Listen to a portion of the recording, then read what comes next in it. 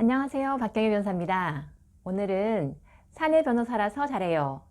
로펌 변호사보다 사내 변호사가 더 낮게 가지는 역량들은 어떤 것들이 있는지, 또 어떻게 보면 사내 변호사를 하는 동안에 이런 부분들은 꼭 잘 배워놓고 나와야 된다고 할 만한 역량들은 어떤 것들이 있는지에 대해서 살펴보도록 하겠습니다. 지난 몇 차례 동영상에서 변호사로서의 기본적인 역량을 기르는 데 있어서는 로펌이 좀 더 유리한 점이 있다고 말씀을 드렸는데요.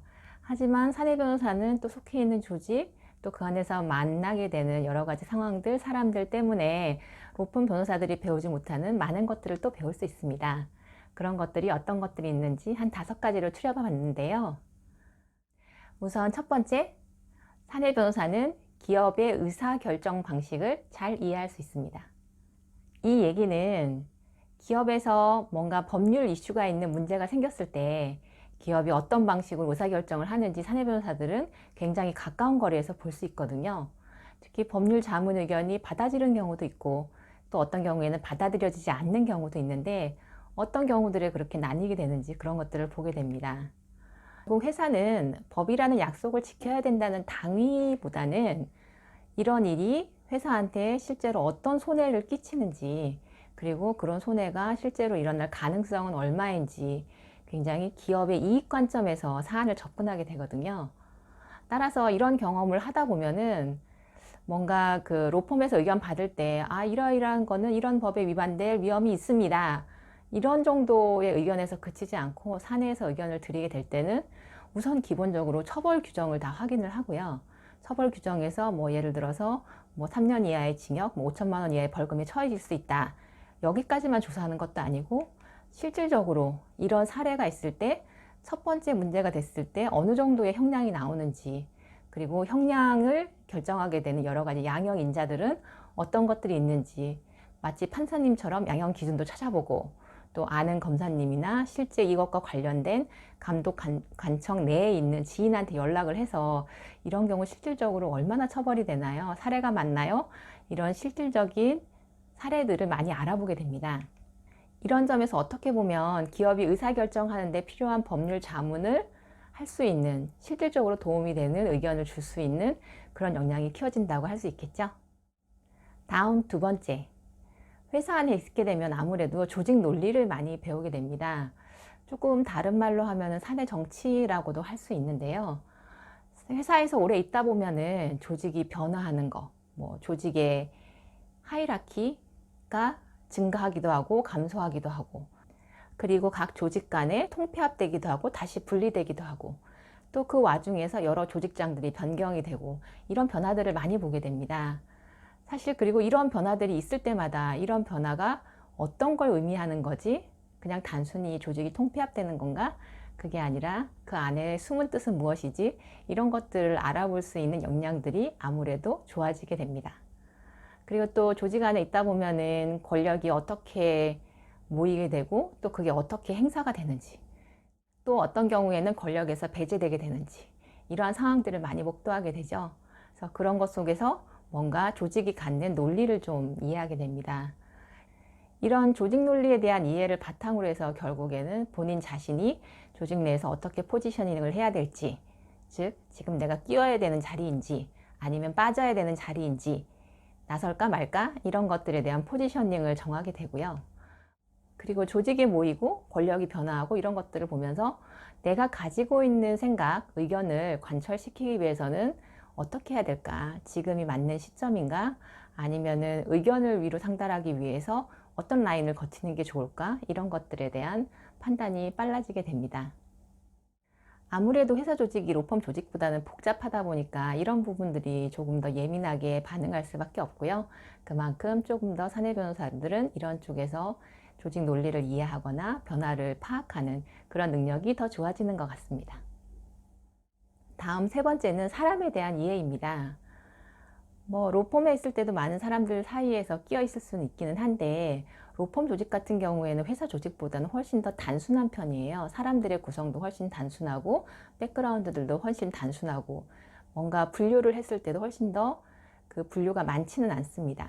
그에 비해서 회사는 사실 다양한 백그라운드를 가진 사람들이 많이 모여 있고, 그리고 사실 전공만 하더라도 뭐 법대 전공만 있는 게 아니잖아요. 개발하시는 분들, 영업하시는 분들, 회계하시는 분들, 사실 전공도 굉장히 다양하게 많은 분들이 모여 있기 때문에 로펌 대비해서 굉장히 복잡한 조직 속에서 굉장히 다양한 사람들을 만나게 됩니다. 따라서 사람에 대한 이해가 깊어질 수밖에 없는데요. 뭐 물론 로펌 변호사들도 다양한 고객들을 만나서 사람에 대한 이해가 깊어진다 이렇게 말씀하실 수도 있을 것 같긴 한데, 사실 고객은 계약 관계로 만나는 거고 일단은 한 달이 건너 떨어져 있고 특정 사건이 진행될 때만 잠깐 보는 거잖아요. 그에 비하면 조직 내에서 같이 있는 뭐 유관부서라든가 협업부서 아니면 내 상사 이런 사람들 같은 경우에는 한솥밥을 먹으면서 굉장히 많은 부분을 들여다볼 수 있게 굉장히 오랜 시간을 같이 지내기 때문에 알게 되는 깊이가 사실은 좀 다른 것 같습니다. 이렇게 많은 사람들을 보다 보면은 전혀 생각하지 못했던 정말 순수한 면이나 이런 것도 참고 견디는구나 이런 끈기나 인내 그런 면들을 보기도 하고 어떻게 이런 일이 있을 수 있지? 라는 그런 파격적인 그런 상황도 사실 맞닥뜨리게 되고요.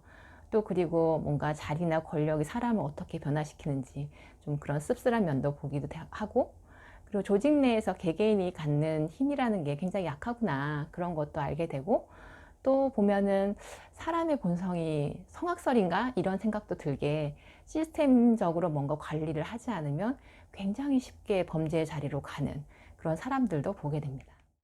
이런 다양한 사람들에 대한 깊이 있는 이해는 그냥 세상을 살아가는 데도 도움이 되기도 하고요. 또 하나는 뭐 로펌 변호사로 나중에 시작을 하더라도 고객을 만났을 때 이분은 어떤 스타일이시지?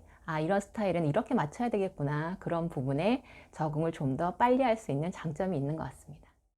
다음 네 번째는요. 사내 변호사를 하다 보면 눈치가 빨라지고 새로운 종류의 레이더망을 갖게 됩니다.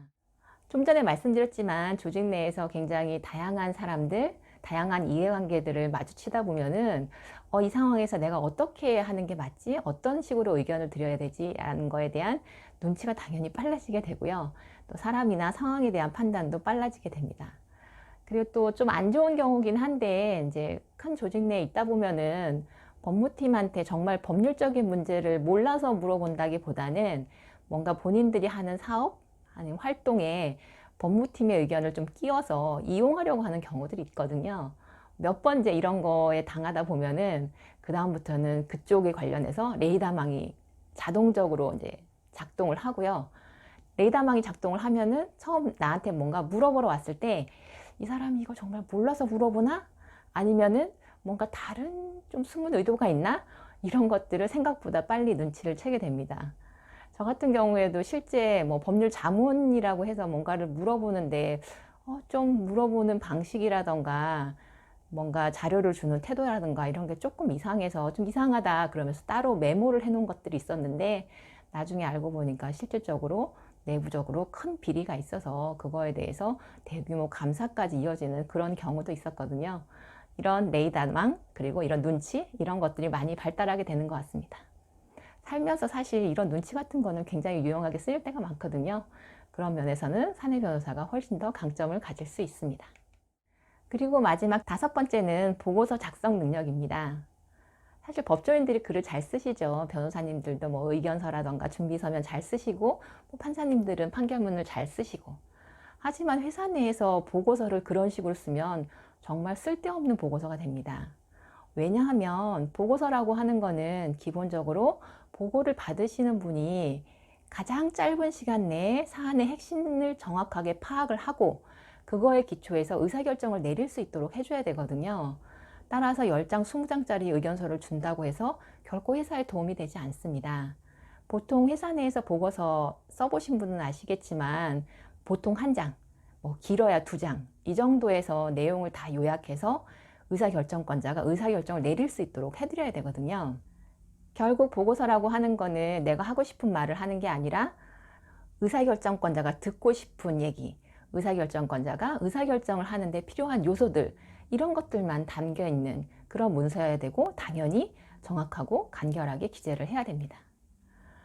뭐 제가 사내 변호사 하면서 이제 밑에 변호사 생활을 많이 하던 팀원들을 만나보면 특히 로펌에서 근무를 많이 하신 변호사님들이 이런 형식의 보고서를 잘 쓰지를 못하세요. 되게 힘들어 하세요. 왜냐하면 집중하는 분야가 달라서 그래요. 로펌 같은 경우에는 사실 법률적인 논리, 판례의 논리, 아니면 법령의 해석 이런 것들에 집중이 되어 있지만 회사에서는 의사결정을 하는데 필요한 내용이 추가되기 때문에 기본적으로 법률 의견이 회사한테 숫자적으로, 그러니까 리스크를 숫자화했을 때 어느 정도 영향을 미치냐 이런 부분이 더 중요하거든요. 이런 부분을 잘 기술하셔야 되는데 이런 부분이 익숙하지 않으신 거죠. 그리고 또 하나는 보통 로펌 의견서도 보면은 이러이러한 리스크가 있습니다. 여기서 끝나는 의견서가 굉장히 많아요. 하지만 사내에서 보고서는 이러이러한 리스크가 있습니다. 로 끝나면은 사실 뭔가 모자란 의견서예요. 왜냐하면 회사 내에서는 무슨 문제가 있다라고 하면은 그거에 대한 대책이 나와야 되거든요. 대책이라고 했을 때는 넥스트 스텝, 어떻게 팔로우업 할 것이냐 이러한 내용들이 나와야 되는 거예요. 따라서 사내에서 법률 의견을 드릴 때는 이러이러한 리스크가 있습니다. 그래서 1단계로는 이런 식으로 접근해서 이걸 시도해보고 이게 잘 안 되면 2단계로 이러이러한 걸 시도해보는 게 좋겠습니다. 이렇게 넥스트 스텝까지 나와야 되고, 그리고 현재 문제가 있다라고 하면은 이런 문제를 좀 완화시키기 위해서 앞으로는 이러이러한 제도의 도입이 필요합니다. 이런 개선 방안까지 같이 나와야지 좋은 보고서라고 할 수 있습니다. 이 정도가 사내 변호사님들이 로펌 변호사님들 대비해서 갖는 장점, 그리고 더 뛰어난 역량 부분에 대한 설명이었고요. 오늘은 이 정도로 마치고요. 재미있으셨으면 구독, 좋아요로 응원해주세요. 감사합니다.